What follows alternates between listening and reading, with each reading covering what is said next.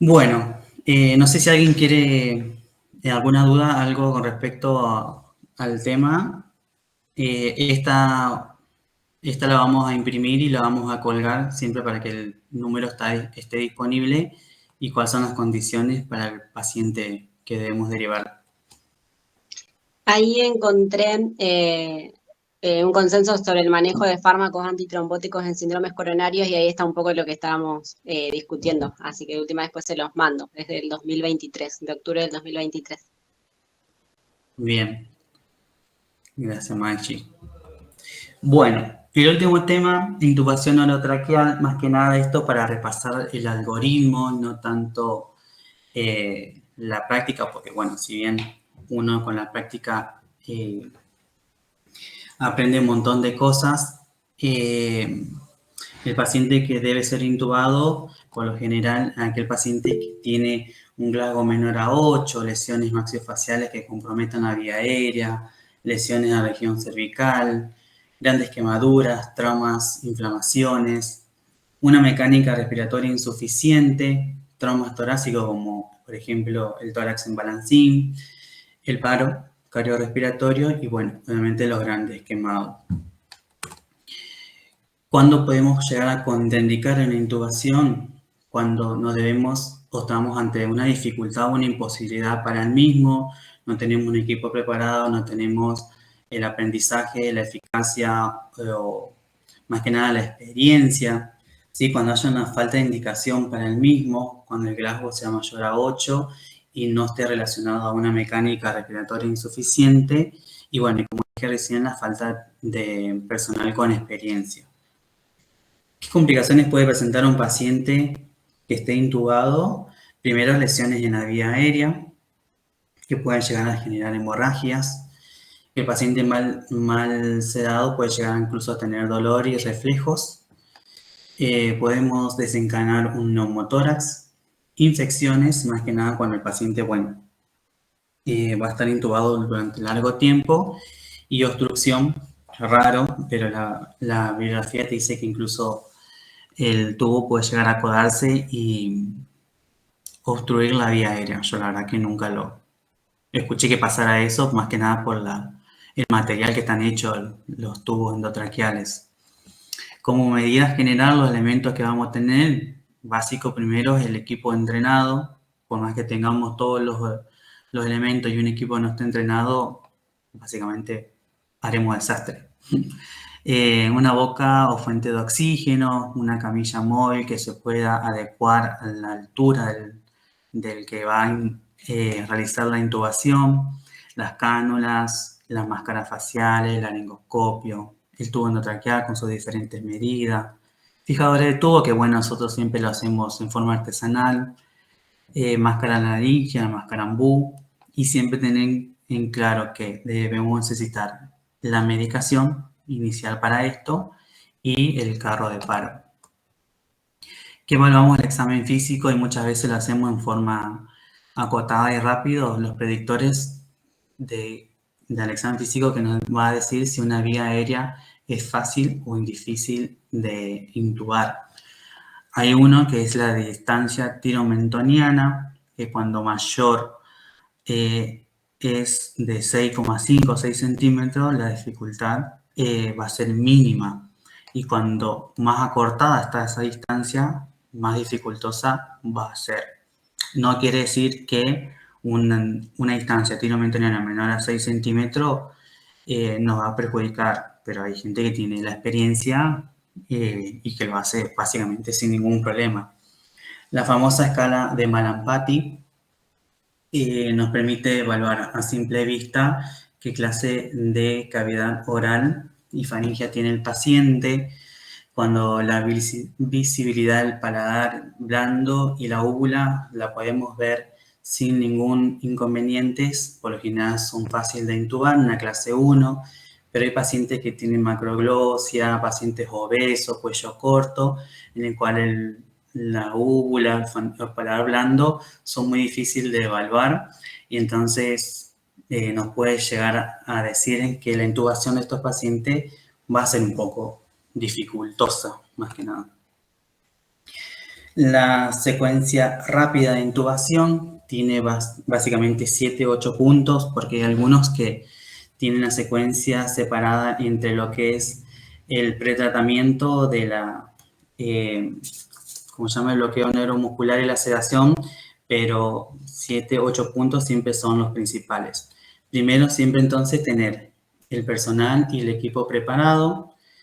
Vamos a preoxigenar al paciente, después lo vamos a ver un poco más profundo a cada uno. Realizamos el pretratamiento para sedar al paciente y poder bloquear la estimulación nerviosa del mismo cuando introduzcamos el tubo, en este caso la inducción de la parálisis. Vamos a posicionar el tubo, lo vamos a comprobar y luego realizar los cuidados post-intubación. Como medida general, esos son los puntos principales en una secuencia rápida de intubación.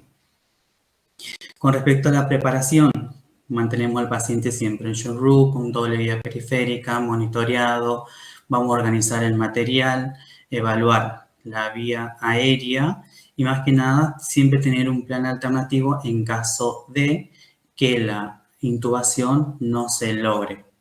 Con respecto a la preoxigenación, te dice que debemos lograr la oxigenación lo más cercano al 100%, por lo menos un máximo o un mínimo de 3 minutos. Y la premedicación, la primera que vamos a utilizar es la analgesia. La bibliografía te dice que puede llegar a ser opcional dependiendo del paciente, pero lo que nosotros tenemos, por ejemplo, en nuestro medio es la lidocaína, que podemos llegar a utilizarla de 1 miligramo por kilo.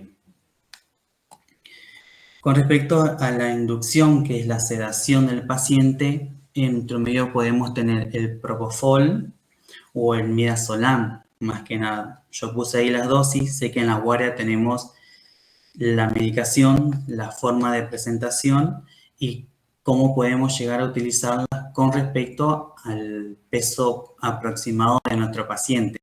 ¿Por qué? Porque muchas veces de estas medicaciones, la dosis que vamos a utilizar siempre depende del peso. Imagínense que en un paciente con insuficiencia respiratoria, una IC, un edema agudo de pulmón que necesita ser intubado en forma rápida y estabilizado, pesar al paciente es básicamente imposible. Entonces, en nuestra guardia tenemos este tipo de medicación y las dosis que vamos a utilizar con respecto a un peso aproximado, más que nada. Para la parálisis, utilizamos más que nada el panguronio de, si no me equivoco, bueno, ahí noté la dosis, pero viene de una ampolla de 4 miligramos por mililitro, más que nada. Y luego, como utilizamos la medicación, procedemos a la intubación y a la posición del paciente, siempre colocando la cabeza en forma en que la vía oral y faríngea se pueden alinear y podamos ver las cuerdas bucales, manejar correctamente el laringoscopio siempre con las manos más hábiles, encontrar las cuerdas bucales, colocar el tubo y conectarlo al oxígeno. Siempre debemos comprobar que el tubo esté correctamente ubicado. Siempre, más que nada, en nuestro medio tenemos la auscultación. Hay gente que hace la comprobación mediante RX, pero lo primero y lo básico siempre es auscultar ambos campos pulmonares y en la región gástrica para ver si el tubo no pasó a esófago, más que nada. Luego están los cuidados post-intubación, que es monitorear al paciente, mantener el oxígeno adecuado, la analgesia adecuada y, bueno, tratar de derivar o tratar la etiología de base. Anoté por último la medicación que solemos tener en nuestra guardia, la dosis de presentación y las dosis que vamos a utilizar. Pero bueno, recalco que esta medicación tiene su propio cuadrito en el cual se utiliza según el peso del paciente. Luego tenemos acá, bueno, un pequeño video de TikTok que muestran cómo hace básicamente la intubación, que bueno, muchos ya lo hemos visto.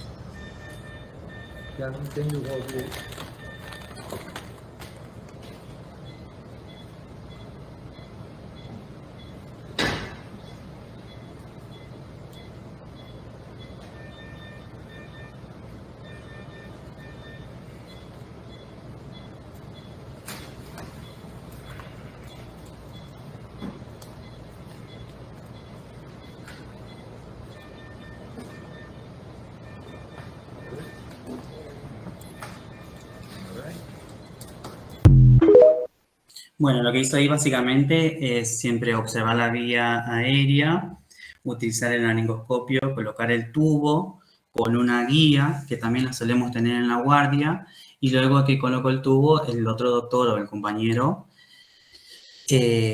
ocultó ambos campos para ver que estaba colocado correctamente. Si bien este, este evento es el que vimos recién en otro contexto, seguramente un paciente que está destinado a una cirugía, algo de eso, así que es muy diferente a lo que nosotros solemos ver.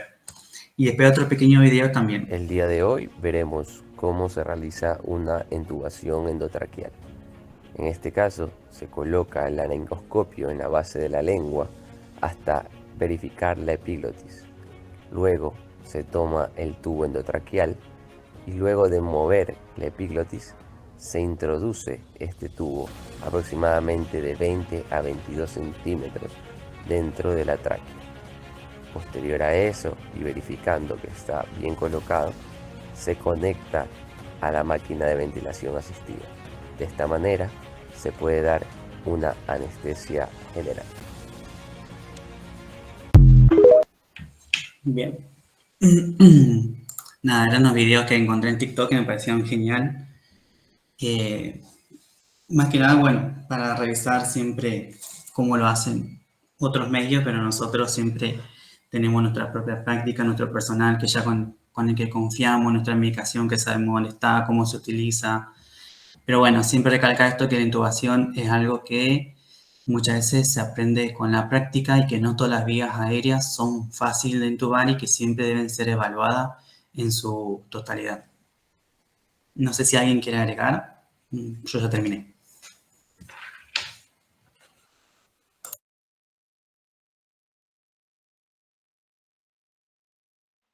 Ahí en el proto, ¿qué medicamentos usan habitualmente o qué tienen, por ejemplo? Midazolam, dijiste. Sí, había sacado fotos del, ¿cómo se llama? De lo que tenemos en la guardia y más que nada el